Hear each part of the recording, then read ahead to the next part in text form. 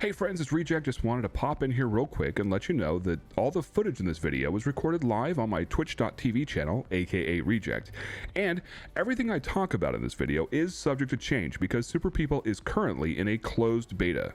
Now with that being said, let's get started.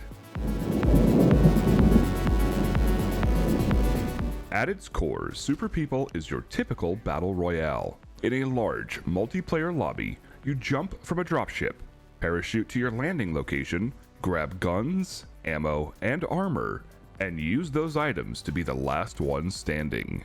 You can play in both third-person and first-person perspectives in solos, duos, or squads. When booting up Super People, you might notice small differences like better graphics and performance because the game utilizes the latest assets from Unreal Engine.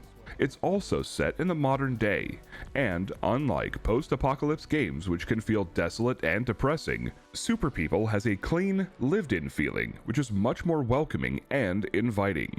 There are also small mechanics like energy bars that add some variation, but the biggest difference is there are 12 different classes in Super People, each with 9 unique perks and 1 major power called an ultimate. The current classes are the Driver. This class ultimate summons a monster truck that could jump high in the air. They also get a bonus when doing drive-bys. There is the Teleporter, which, as the name suggests, allows the player to teleport, giving you a quick escape from an imminent death, or a surprise flank on your opponent. Next is the Shotgun Master. Their ult is simply a buff to shotgun damage, but they also have a perk which allows them to jump ridiculously high in the air. Then there is SWAT, which can summon a bubble of blackout that obscures nearby enemy vision but leaves your eyes clear to find the kill. A similar class is the Marine, which can cast a smoke screen that obscures all vision. They also get some bonuses being in water. Next we have Strike Force. Their ultimate is a short burst of speed, allowing them to change the fight dynamics at any moment. After that is Gatling. Their ultimate, unsurprisingly, is a Gatling gun, but what you may not know is that it also has incendiary rounds. Moving on, we have the Sniper. Once every 8 seconds, they get a damage bonus to a sniper shot that is a deadly force to anyone left exposed. Then there is the Nuclear class. Even those bunkered up in buildings aren't safe to their giant nuclear blast.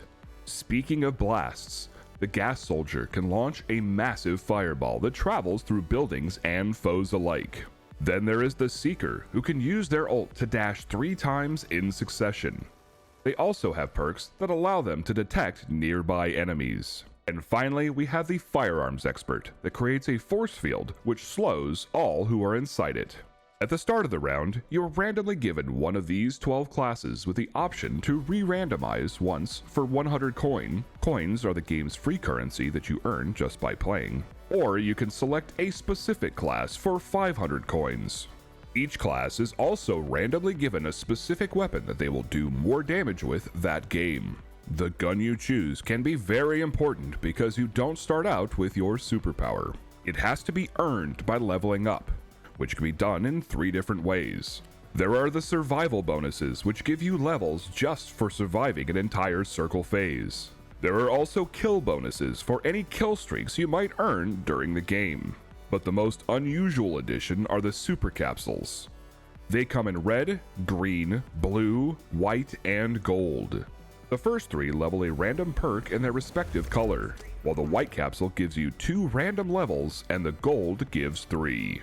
The other major difference Super People brings to the Battle Royale genre is crafting. Scattered throughout the map are materials which can be used to upgrade your armor and weapons. Collect the right items, and you can take your level 1 helmet and craft it all the way up to level 5, the highest level. You can also improve your guns from common on up to heroic.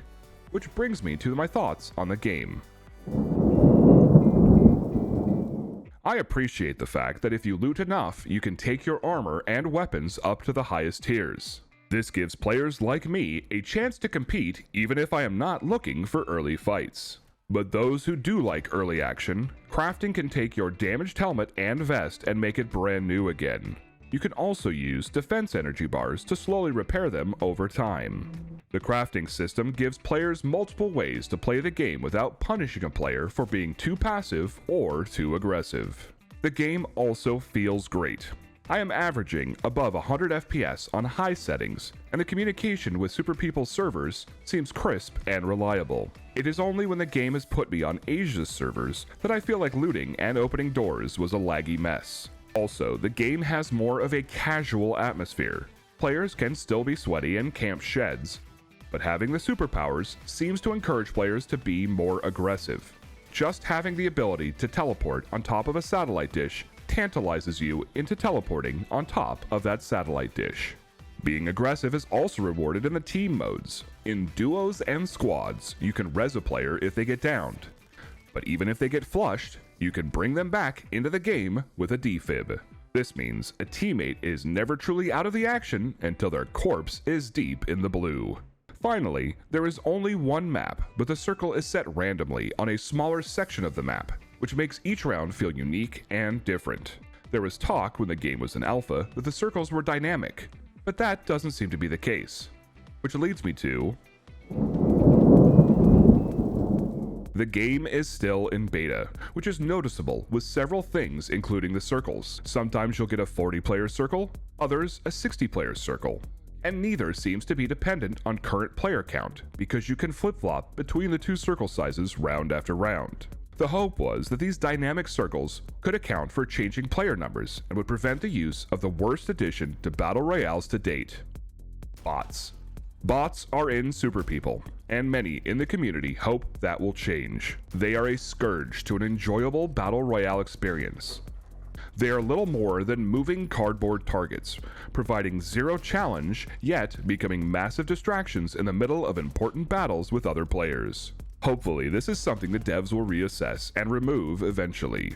Another area that is important to a quality Battle Royale experience is sound, and Super People needs work in that area too. Footsteps, especially those in close proximity that are either above or below, need a lot of refining. Currently, it is extremely challenging to locate an enemy, and sometimes they can walk up on you without making a sound.